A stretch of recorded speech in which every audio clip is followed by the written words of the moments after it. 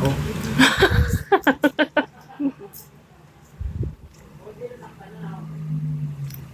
Bunso, kumain ka rin niya. Ayos na yung ate.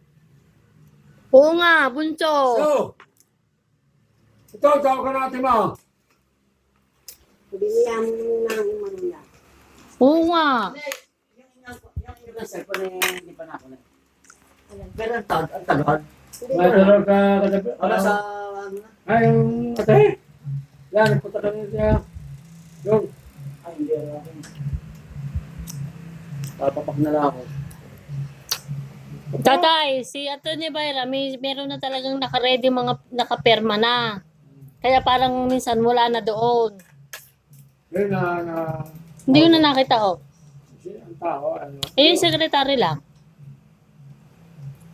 Yung magano niya, ano. 150. Kaya naman yun 150 eh. Lahat na. Kung kasama ako sa yung bayan. Imposible naman. Oo, tawag sa akin yung Teo, dala. Tata, magpagupit naman kayo. Hila-hila lagi. Tatay, magpagupit naman kayo. Mukha. Hindi pa ako napogi. Nakuha ko yun. Nakakatala ka tatay eh. Tawag Yeah. ko sa akin yung Teo. Lagi yung kanyang Ano, right? bianan. Ay, Ay, naluto mo na yung pan. Ren. Yung Ay, aray, sabaw mo. chicharon, lutuin mo na. Luluto yung pag-ininay? Yeah, tanggalin mo na ang langas na on. dala na Kaya yun.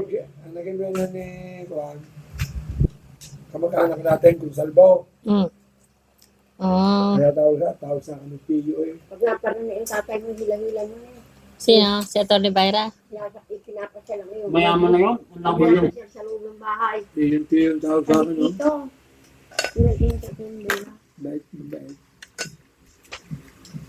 Yung balik ko naman doon, inantay ko na lang na wala niya. Hirap na lang wala nung mga tayo ito. Ang liit naman ang kanilang pwesto, tatay. Ay, yung harapan eh, mataas pa. Akit daw ko pa ng nadulos ka pa rin eh. Bakit lumipat ang pwesto niya? Ikaayos ng dati nilang pwesto at merong... Baka pinaalis na. Kontrata. Oo, yun. Baka iparere. Pinapagawa yung wari ko kanya yung sa katabi. Pinapagawa.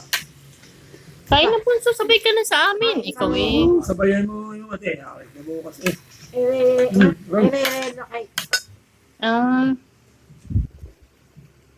Inay, yung ating baboy ha. Oh. May bayan na natin. Basta ititimbangin. Hindi ba rin hindi titimbangan.